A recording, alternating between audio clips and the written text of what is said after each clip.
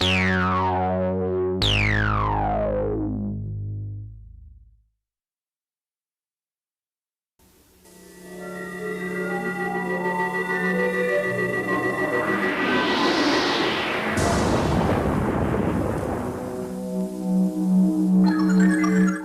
Alex, want to go to that party at BDB? Ooh, booze, dope, and bimbos? No, no, dummy. Beta Delta Beta, the hottest frat on campus.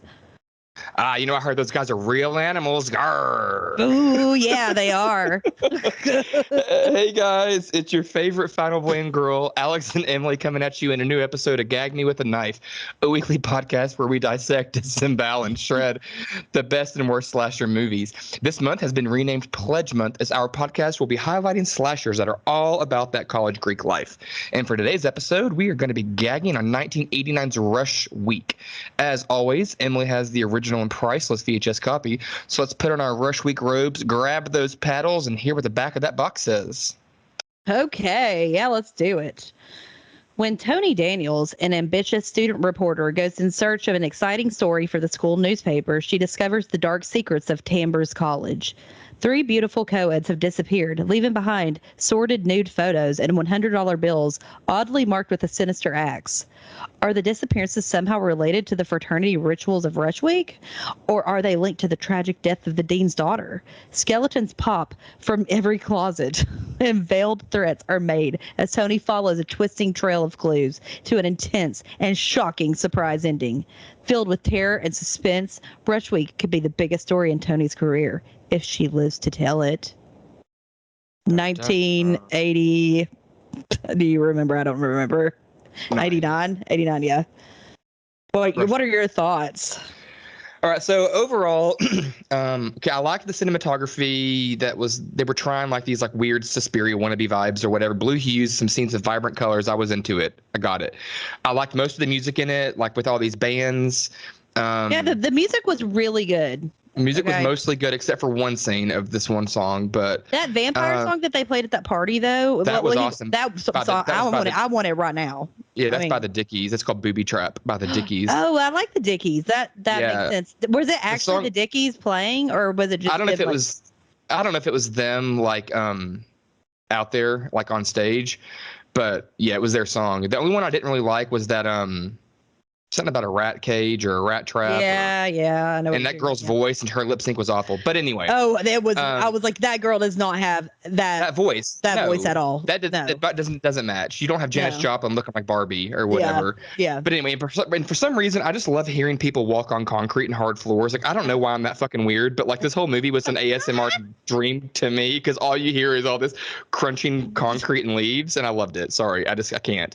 But I feel like this movie struggles to know what it wants to be. It's is it going to be a slasher heavy on suspense, or a comedy like Animal House? What's going on? And from the Rose McGowan lookalike main actress to the most random fucking cameo ever with Greg Allman, I have a lot of questions. Well, that's not for me. That wasn't that shocking, because he's a character that doesn't talk, but it's a main character in that movie Rush. Yeah. That I've seen that I didn't really like. So I was like, oh, of course Greg Allman's randomly in this fucking movie. God, it's like some Cosmo tantric. He's like person. This weird Cosmo character, but he's also the head of the journal, the school news. Yeah. School news. Yeah. So much of me was wondering if this can even be truly considered a slasher, because the body count is extremely low. Blood and gore is essentially non-existent, other than the 3 drops of blood she scrapes off the floor in one scene. Mm-hmm. The kill scenes are not all of that, minus the final 15 minutes. And the whole movie just exudes some Lifetime original movie vibes to me. So I don't know. Yeah. But at the end of the day, I might watch this once or twice a year, but I'd still feel kind of meh about it, and would probably just rather fail out of college than watch it anytime soon. Yeah. What about you? I told you earlier, I said it was a Lifetime movie wrapped in a Lifetime movie wrapped in 3 Christmas gifts. It is Lifetime. I don't know TV. Where you got Christmas out of this. I don't know, because as I was using the term wrapping. Well, Halloween, just present. I give my husband Halloween presents. Well, I don't give any. Okay, I don't have anybody to give presents to. So, bro, thanks for bringing that up. And I certainly don't wrap them. I put them in bags. So, thank you very much. God, how rude! I mean, I might get Steve something, but he doesn't give a shit if I wrap it because he's a dog. The audacity. Yeah, he's sitting right here, and he's like, "You do give me presents." I'm like, "Yeah, but I don't wrap them." I just said that to my dog. So we start out. Yeah, okay. Before I do that, I will say I did like it. Okay, I liked it all right. Do you think you liked it as much as I liked the walking on hard floors? Probably not. Okay. But I did. I mean, I love TV movies, and the TV movies that were actually before Lifetime became a channel. And those like really early, like the 70s and 80s TV movies, I really like those. Mm-hmm. And this felt like a TV movie from the late 80s, which I really like. And I did think that they did a good job with the suspense and the wondering who it is, because it seemed obvious at the end, but they did a really good job at making you think it might be this other person. Well, I will say, we'll get into it. The second it showed me this masked person and you see this person's neck, you know who it is. So the first time I saw the person, I knew who it was based on how the neck looked. It was pretty obvious to me. I didn't get that far. I was like, I mean, because you see a neck from the mask, and I'm like, okay, that's definitely this person. And I didn't really like look that hard. So, but I mean, I do think they did an okay job at like making the other guy seem like he could really be the killer. Yeah. I mean, I do think they did well on that. I might watch it again, not every year. I would say, yeah, watch it once. I would not recommend it. I would recommend it for a one-time view. Yeah, so, yeah. I mean, it's nothing more for the Dickie song at the end. He pops out of that coffin looking like Dracula, and he is slaying that. Oh God, it's such a good fucking song. And the guitar has a chainsaw on it. Like, yes, rip me open. Thanks. Yeah, gag me with a chainsaw. Okay. A guitar. Yeah, the chainsaw guitar. That's what I meant. So okay, we start out with Tony, as we said on the back of the box. She's new at this college, Tambler College, or I guess we're supposed to think that. And she's a journalism. She said she's been there for a week. Yeah, so she's like a journalism major. And I kind of wondered if she transferred from another college, or because she doesn't seem to be a freshman. Yeah, she said she just transferred a week ago. Okay, so she didn't say she transferred. Okay. Yeah. So she like wants a really good story, but the only story that Cosmo, who's played by Greg Allman, will give her is he wants her to cover Rush Week, which is happening right now. So that's the people rush all the different fraternities and sororities. Although in this movie we only really see two fraternities, we don't see any sororities. So another reason that another movie that sorority movies are way better than fraternity movies. This is an example. Facts. So she goes to all these. Speaking of facts, the guy who plays the president of the main frat, Beta Delta Beta, is from an episode of Facts of Life. Anyway. He's what in Facts of Life? He's in one episode of Facts of Life. Oh, Dean Hamilton. Yeah. That's his name, yeah. If you take the good, you take the bad. If you take them both. Take them both, and we there you have on. Facts of Life. Okay. So she starts. She interviews people. I can't remember if I think she interviews someone at Beta Delta Beta first. But she's also talking to this guy at this other frat that I can't remember their name.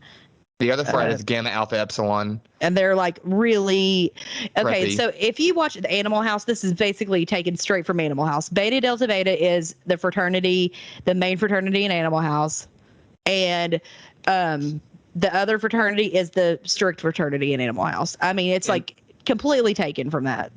Yeah, and they keep calling them gay, GAE, but they keep calling them gay the whole movie too. Which is just, hilarious.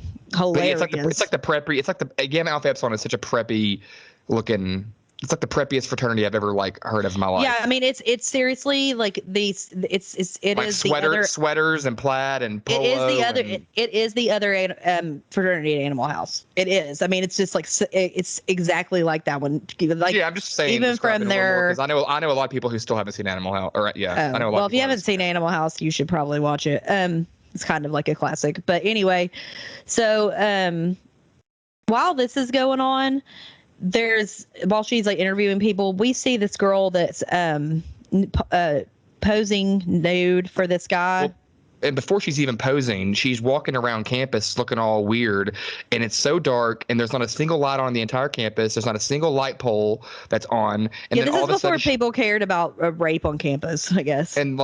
And she just basically like you see somebody following her, like you see these feet, and then all of a sudden she just runs into the science building, and you're like, why is she running into the science building? And then it turns out she's this model. Yeah, and she's doing like topless posing and posing with fake dead bodies. Yeah, at first this girl poses with a mannequin, and you can tell she's done it before for this guy because she's like they talk like she's been there before, and so at the end she gets her money and she's kind of pissed off she had to pose the mannequin, but he's like, you should be glad it's not a real one. This fat guy that's taking the pictures, who also works in the cafeteria. But anyway, so you don't know he's in the cafeteria until about 45 minutes. That's why actually almost the end of the movie you don't know it's the same guy. Yeah. So so he gives her $100 bill and it has this red what axe. is it? It's a red battle axe. Yeah, on the $100 bill, and it makes sure to like hold the camera on that $100 bill because they want you to know this is on there. Yeah. So she leaves and before, this is the second time we'd seen a battle axe so far, because at the party for the pledges, Jeff, who was played by Dean Hamilton, gives this really big speech, and then he takes a battle axe from a suit of armor and severs the ties between society and something else, and like cuts the rope between the pledges and like chops them. So this is the second time we've seen a battle axe on campus within like 15-20 minutes. So, and also like there's some kind of prank. Don't they pull a prank on the other frat before she dies? No, the only prank I remember is later on when they edit their video during their rush well, maybe they just go and are bothering them, because I know they go in and bother them at one point. They do bother them a lot, and then they moon them and do all this weird shit a lot. There's a lot of in the first 20 minutes there's like 8 sets of male asses. Like there's so much male ass in this movie. Yeah. So, the girl it cuts back to the girl. Her name's Alma, and she's like... No, the main girl's name is the first girl's name is Julie. No, Julie, sorry. Yeah. So we don't... sorry. I'm getting it confused with Alma, who works as an escort. And she's the next, yeah. Yeah, she's at BDB, and she's working as like doing stuff, and guys can watch this peephole for that looks like if from the inside it's like the Hills Have Eyes poster, but the eyes are cut out, and they can watch her do stuff in there, and they pay it's like $10 to watch and $100 to do whatever. I don't know. Yeah, but we'll still see her again before that. So, but we're still pretty a little off from that. Well, right. I mean, so she dies pretty soon after this. Yeah, about 15 to 20 more minutes, she'll die. So basically, after the girl gets the $100 bill, some guy walks in and slams her face with an axe. Yeah.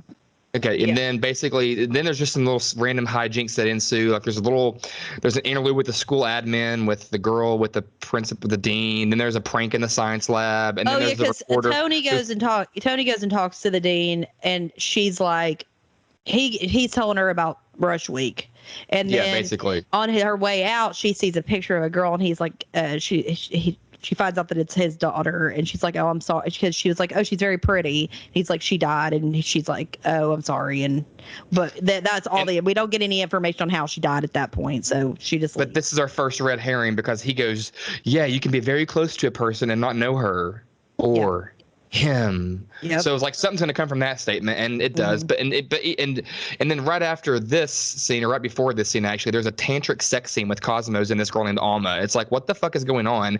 And then they're doing it, and I guess it's a freaking Doors poster. I don't know, but it looks like old Greg up there. I'm old Greg. Oh, I know old Greg. You know, it looks just like him. I don't know. Katie's my roommate's or ex-roommate's obsessed with old Greg. Oh my god. Oh my god. Not Quimmy. No. Oh, not that one. I thought that was like this because this is such an old thing.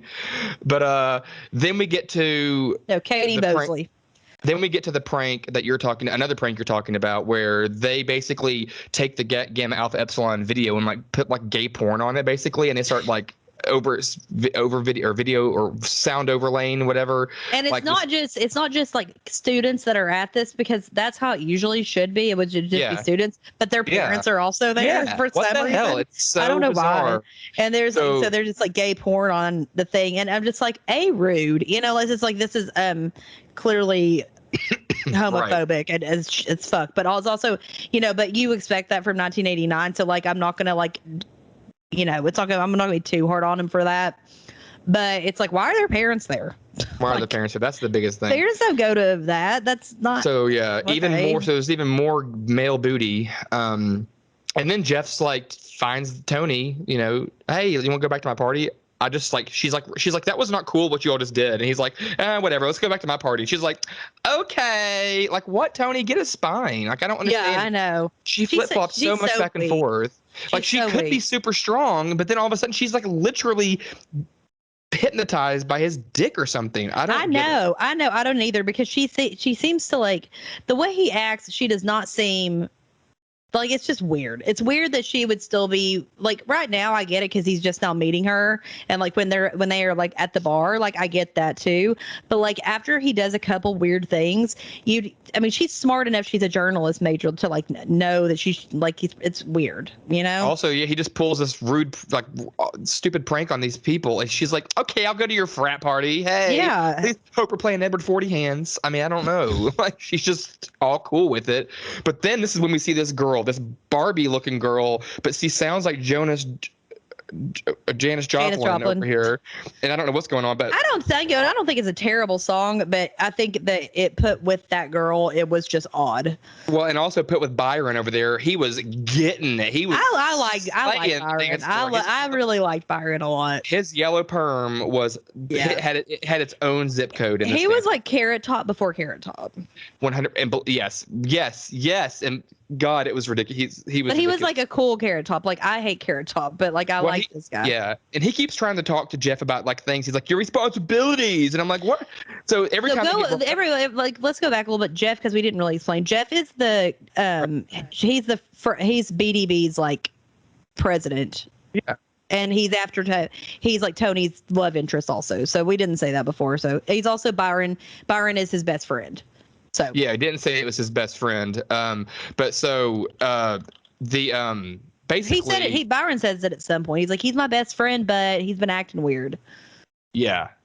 Well, he says it all the time that he's been acting weird. So then, and every time he brings it up, Jeff just makes his face and like runs off and like does something like mysterious and psycho. And you're like, okay, something's going on. He knows something.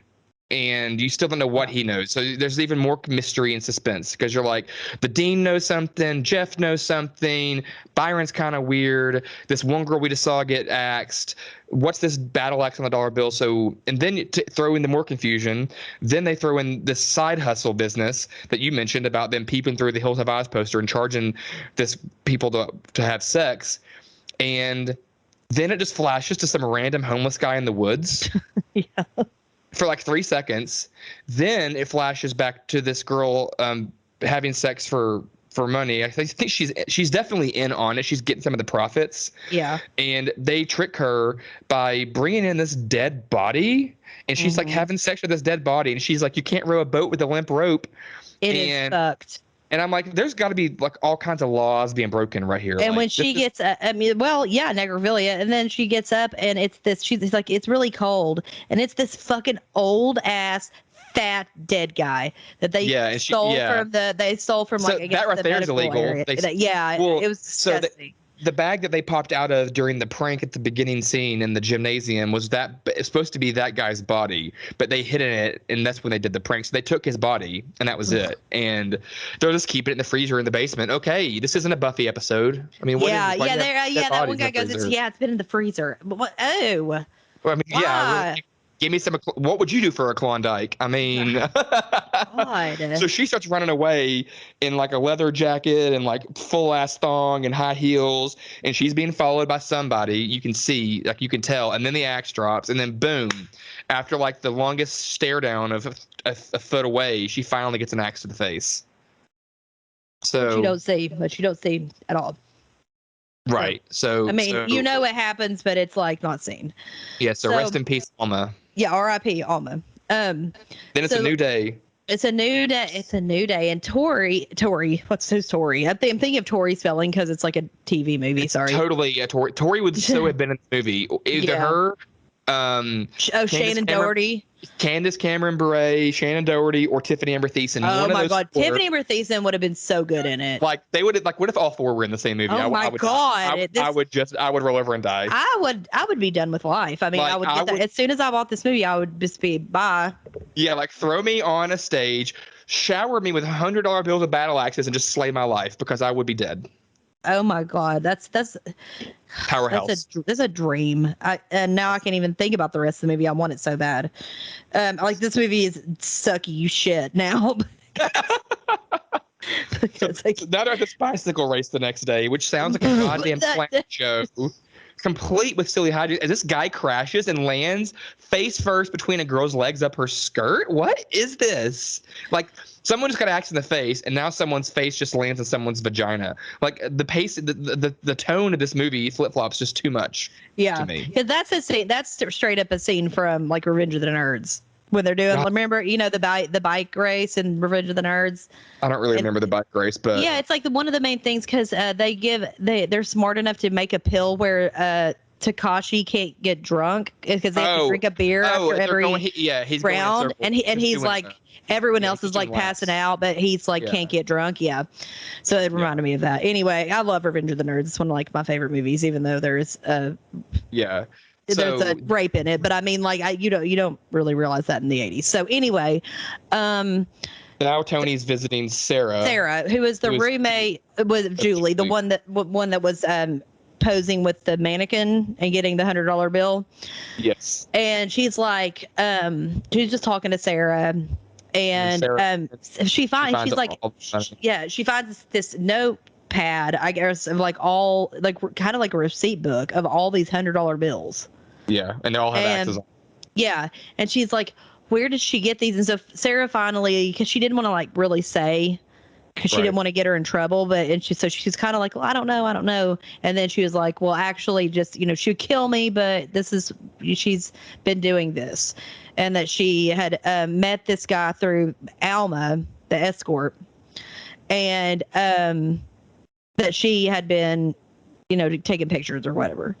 So after that, Tony is like talking to the president, Jeff, and she's talking to him about the disappearance, and he's like, well,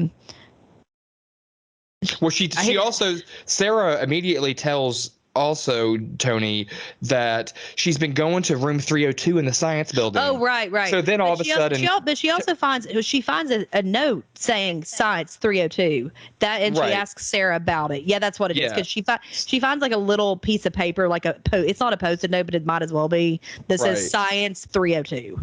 So then at the same time, the next scene is basically you see this person with gloves stick a package in a locker and then take like this money, and it takes this person like 500 times to put the money in the envelope. Like they should have cut that scene because that was clearly a fuck up. He couldn't get the money in the envelope.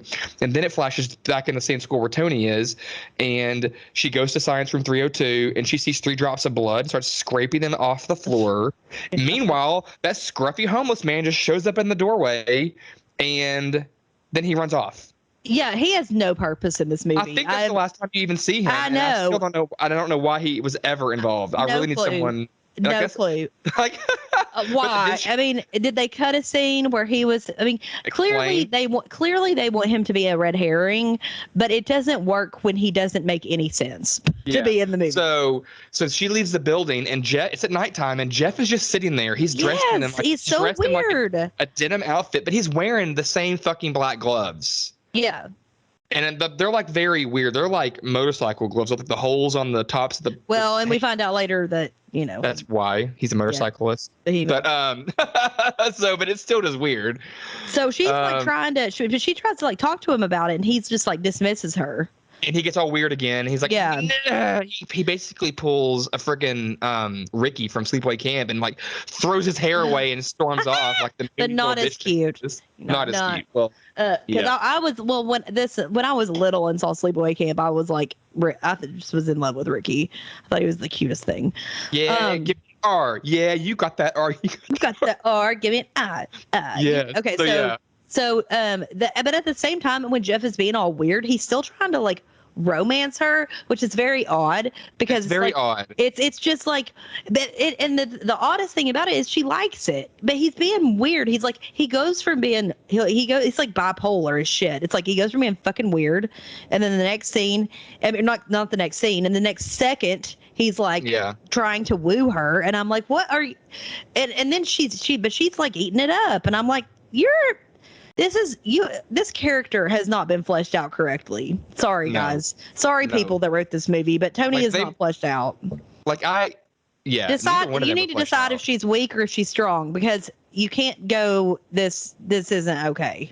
Like I don't understand this going back and forth from being weak and strong. It doesn't make any sense. Nothing that she does makes any sense because you don't know what her character is. So nothing about her ever makes sense through the whole fucking movie. Well, because she seems to be so in love with Jeff that like nothing she can't see fucking anything. For the whatever. There's that saying, you can't see the forest for the trees, whatever. Well, what does make sense is her then going to the science lab the next day and putting the blood under a microscope, and they decide that it's an AB negative and it's human blood, which was the same blood type as Julie, which they found in 1.5 seconds on a computer in '89 in MS-DOS. Yes.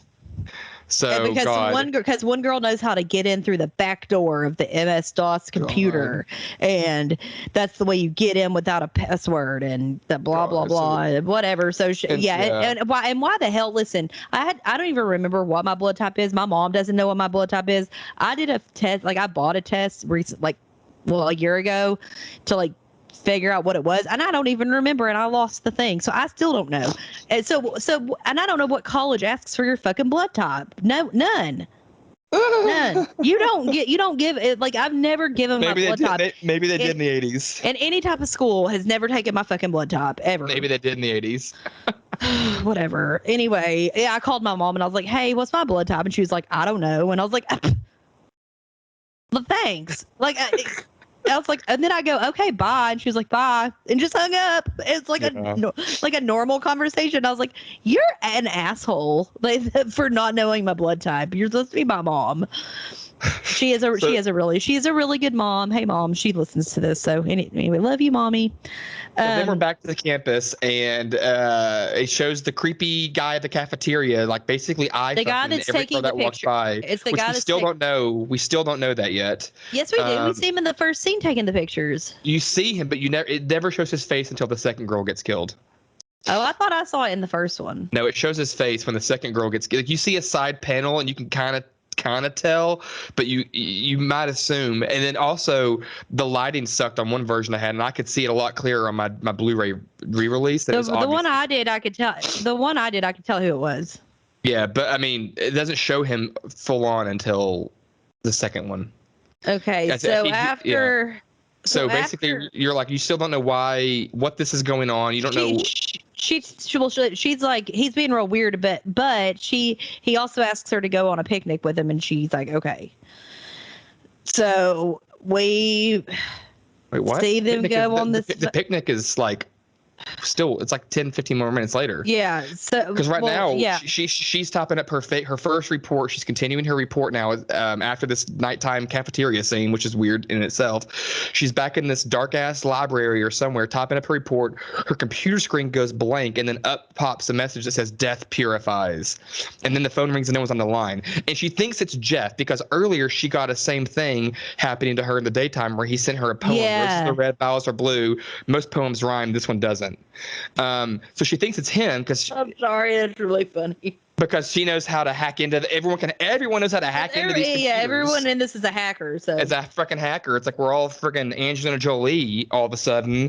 And so then all of a sudden though, now she's at the bar and Jeff shows up and I guess they're just talking like, and she thinks it's him and he's like, it's not me.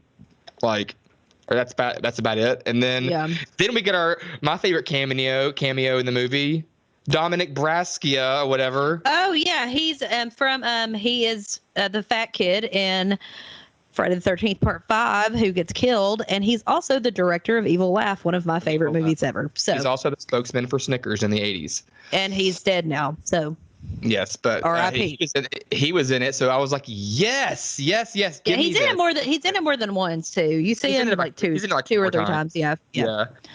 And this is one more time that we keep hearing that Jeff is neglecting his house, his brothers, his responsibilities. Well, what are they talking about? I literally waiting at any moment for them to pan down to the basement and like see girls chained up and like a lizard man pop out of the sewer like in Buffy. Because what is he not doing? Because Byron's always talking about he's just not the same. He's not the same, and it's just like okay, like what do you expect him to do as a fraternity?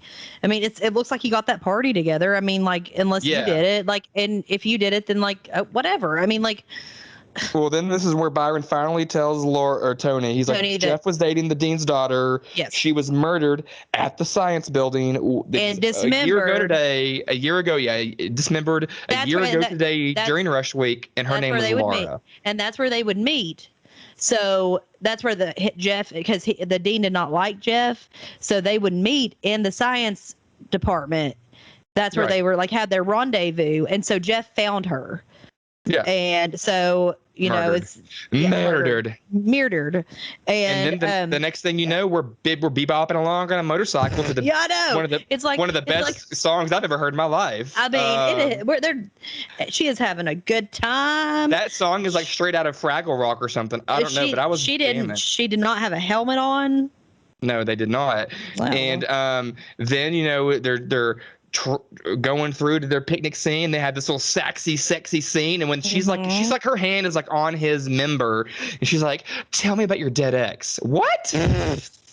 So he's kind of like, "Okay, I'm not in the mood anymore." And then she's like, "It's okay. I think I'm probably in love with you. Tell me everything." What? What is going on? I died. I was like, "You have met him twice. Are you for real right now? You are like, luckily this is a movie and it works out for her, but like in real life, I was embarrassed for her because she goes, well, first of all, she's like they're like having an intimate moment, and like, why the hell would that be the moment that you say, tell me about your dead girlfriend? So you're dumb. And then when I knew Byron told you something. When he's weird about it, which you would be because like you think you're about to have sex, and then she asks you about your dead dismembered girlfriend, so you're like not really in the mood anymore. I just wrote, honey, what? And then she's like, I think I'm falling in love with you. I think I'm probably in love with you. We're past falling. Red flag. That is a red flag, girl, and you need to be running quickly away. Yes. And he ignores it, but then it starts raining, so it kind of like saves her. Like it's Saved by the Bell, Saved by the Rain, and they run into this like shack that he knows about, and she's like, I don't know. They kind of forget about that that horrible conversation. Unfortunately, they help us out because it basically then just immediate flashes to another girl getting her naked photos taken. Her name's Rebecca, and we don't really get to see as much of the scene because they're basically trying to move on from this awful, weird fake sex scene that never happened, and another $100 bill with another axe on it. And the photographer leaves, and then it's very, very evident at this point that it is the chief cook but we don't know why he's doing this. We still don't know what's going on. Like how is every girl that he photos, he pays with an Axe dollar bill and $100 bill, and then they get killed. Well, so she gets her clothes. Actually, she's getting her clothes on. He just turns the lights out. I'm like, bitch, there is no respect. She can't even see to put her clothes back on. Yeah, but I don't know. She's a red flag girl anyway. Because then she's walking around the science building, and it's like detour. I'm like, detour through a chemistry lab? Oh, Rebecca, yeah. And then it's like, oh, yep, she gets axed. I'm like, yeah. You think what detour goes through a classroom? With Bunsen burners and beakers and chemicals. Like it straight up just went into a classroom. No way out. I mean, yeah. So also at some point during all this, and I can't remember what part it is, but Tony's on the computer, because I know it's soon after she said, I think, or whatever, I love you, or whatever. And she's on the computer and she gets like this like note in her computer because someone's hacked in, because apparently everyone's a hacker, that says, I love you too. And it's from Jeff. So yeah, that's I don't remember at what point that is. That's about right now, because she also she goes to the dean with evidence, because she thinks she goes to him later. So right now though, I got that message from Jeff, and then this girl walks in. It might be her friend Janelle. I don't remember who it is. Yeah, but she's like, it is. She's like, it's your turn to get the developer. She's like, shit, I can't return my love text. Yeah. So she goes to the camera. Oh, that's when she goes to the camera store, and the creepy fat guy that's been taking pictures follows her. Yeah.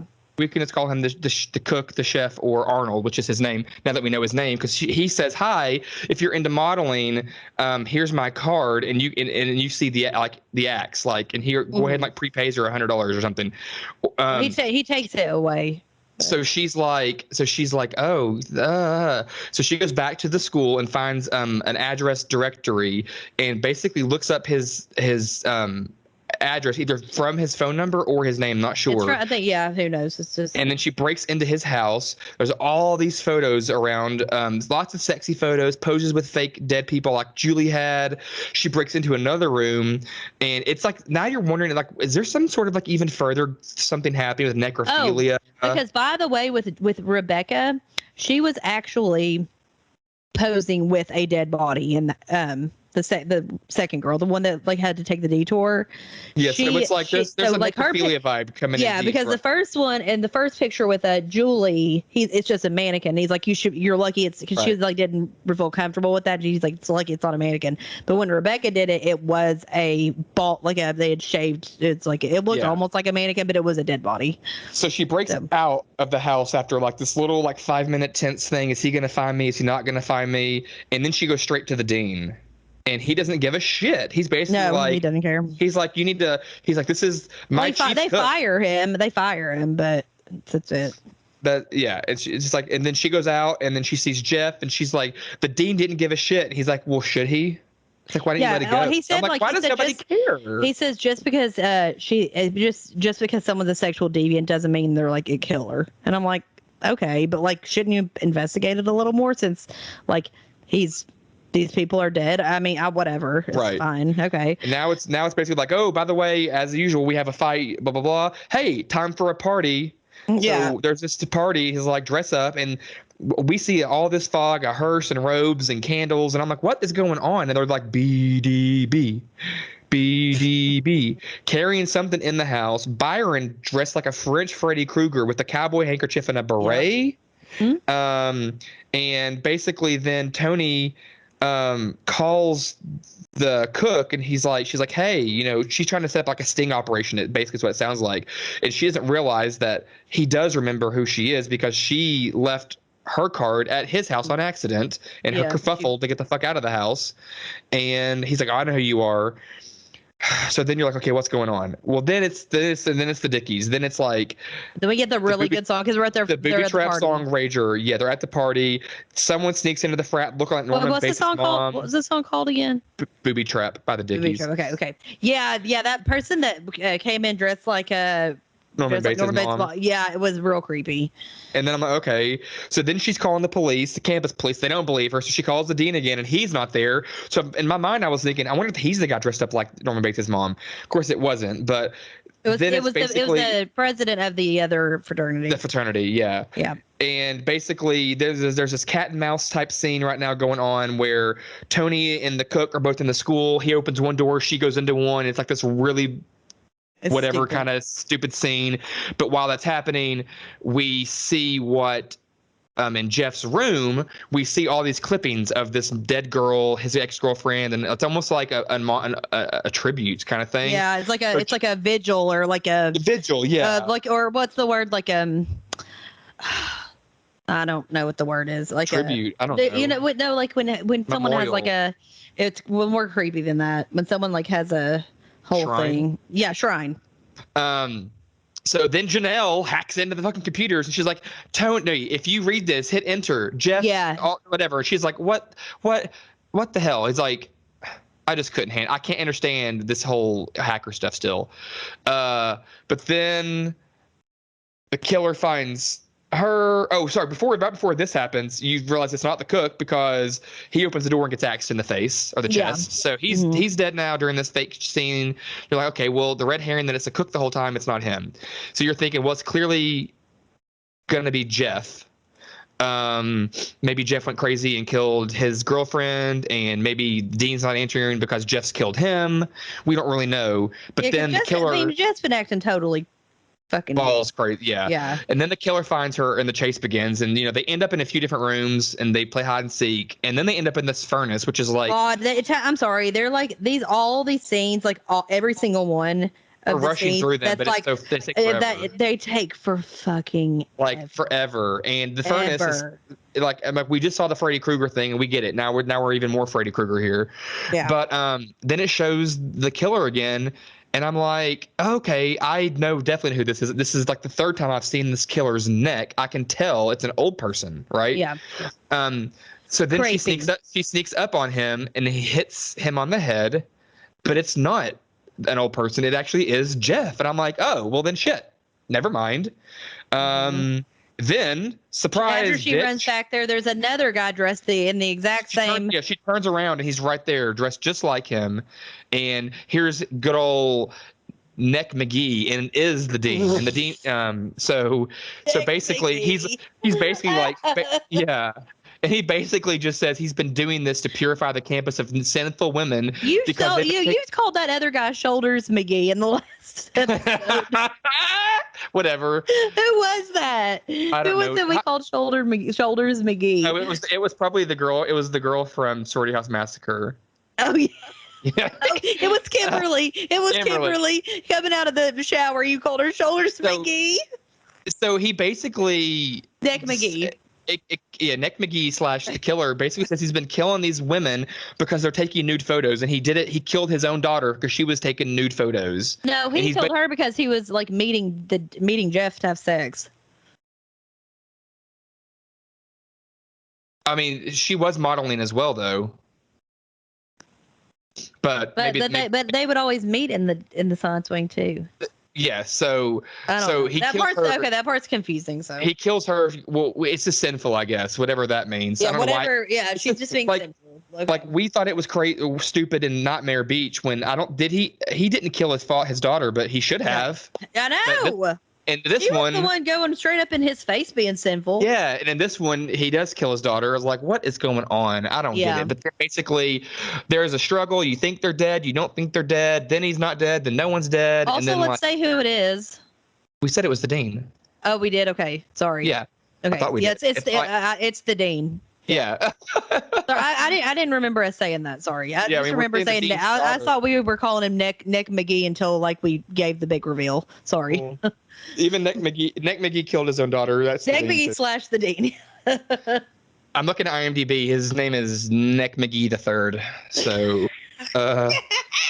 So basically, every time you think someone's dead at this last 5 minutes, they wake up and someone gets stabbed, someone gets hit, and then finally someone's head. So finally she gets the axe, tosses it to Jeff, and he cuts his head off. Well, but before that, you think he's dead, and he What? just like, yeah, and then Yeah. the decapitation was surprising for me because I was like, we haven't seen any gore in this movie at all, but you're just gonna show a fucking head flying off someone's shoulders. But Oh okay, God! But then they show the head cut off, and you see the eyeballs through the mask, and it looks like yeah, Chucky.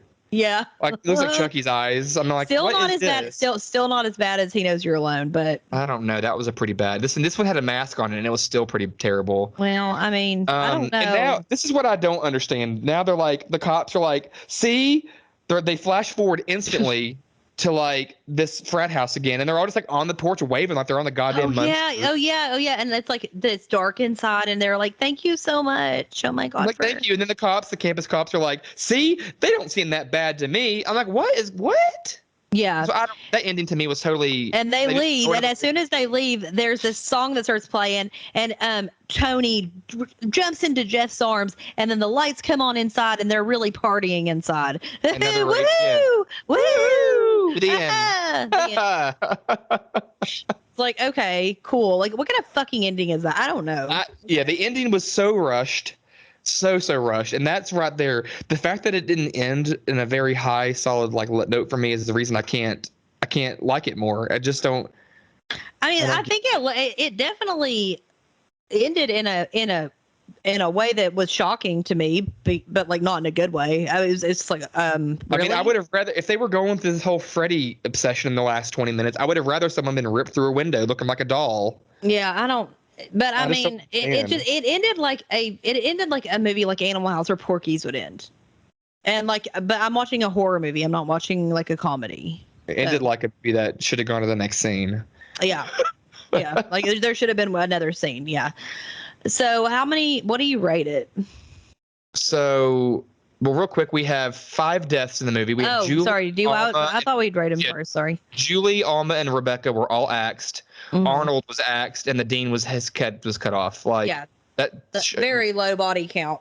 Low body count and low. And you don't see anything. Low everything. Really. Yeah, you don't see anything. I'm probably gonna give it a 2. Yeah, I think I give it a 2.5 only because I really like TV movies and that Dickie song is really good. So I give it a 2.5. Well, I'd give it a 1.5 if it wasn't for the Dickie song. Okay, well, I love TV movies, and that's why it's getting 1.5. Yeah, really, I wonder, was this a TV movie? Oh, Yeah, I don't know, but it was the girl though, Pamela Ludwig, who plays Tony. I swear she's like an '80s dead ringer for Rose McGowan. Yeah, no, like from the eyes and everything. Her skin is so fair. I really did enjoy her in the movie, to be honest. She's in it she's in Over the Edge, which is like a cool movie. Yeah. But she was in like not that much stuff though, like Project X, whatever that is. I mean, she stopped working after 1990, which Pale Blood was her last movie. So yeah. So, are there any fun facts about this one? I don't think so. Like I don't know. The only thing that they have is like the first victim's last name is MacGuffin, and it's a joke because it refers to a MacGuffin. It's a literary term used to describe a plot device which motivates the protagonist, but is often unimportant to the overall story. So there you go. That's it? Yeah. A review. Okay. Yeah, I know. A review in it was so it was released on home video in 1991. And I wonder if it came out before then. I don't see anything. So, but Variety did. It was shelved for like 2 or 3. It was shelved for 2 years. Yeah. I think so a review in the Variety television and film guide called Rush Week, a slasher film long on pretty girls and short on gore. It's a belated direct-to-vid release. Durable if cornball format, has co-eds being killed on a college campus during the frat's annual Rush Week ceremonies. Brave Air seems more intent on satisfying voyeurs. So that gave me all the information I needed. So it did go direct to video, but it was shelved. Someone else called it another stupid, boring teen horror movie. Although running several years too late to catch the slasher craze, it's fairly honorable attempt to rehash the past. I mean, whatever. Yeah, I think the consensus is just like average. It's like, okay. Yeah. Cool. Well, I mean, I wouldn't hate it if it was on in the background or someone wanted to watch. Like, if someone was really wanting to watch it, like, I'd probably play on my phone some during it. But I mean, I wouldn't mind it being on. It's not. It's not like what do I hate so much? Like blood. I don't know, tracks. but two and a half Blood stars tells you that. Yeah, that's a good. That explains the 2.5 stars. Yeah. So yeah. Well, I don't have anything else to say about it. So I'll say, stay gagged on hacking MS-DOS in the 80s. Yeah. Right. Stay gagged on picnic material. Stay gagged on battle axes. Oh God. Stay gagged on robes, on cloaks. I mean, stay gagged on fucking dead bodies from the medical science whatever lab where they're doing dissections on people. So like, yeah, stay gagged on necrophilia. Yeah. Yeah. Really. And everybody stay gagged on following us on all social media platforms and YouTube, and rate, follow, subscribe, share. Everything. Love ya. See ya. Deuces.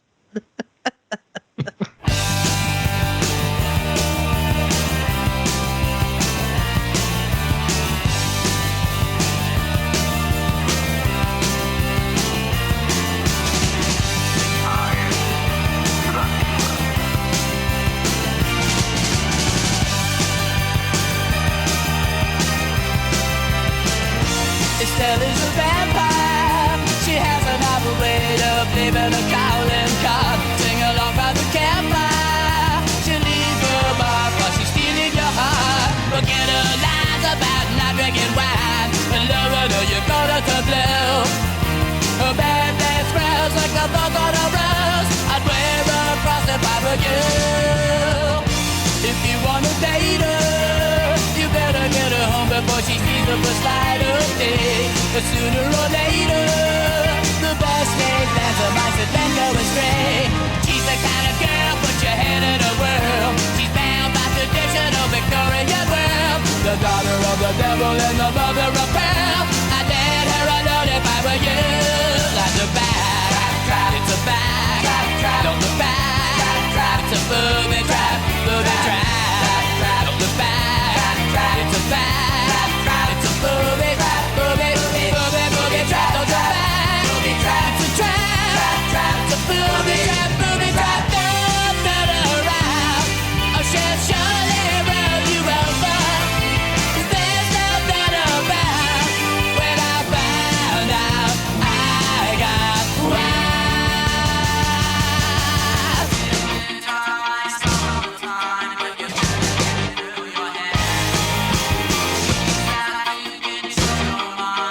Nosferatu, she's a bitch. You get your love like a hand in a glove. The fangs of a bat and the heart of a dove. From hell below or heaven above, I wouldn't let her in if I were you.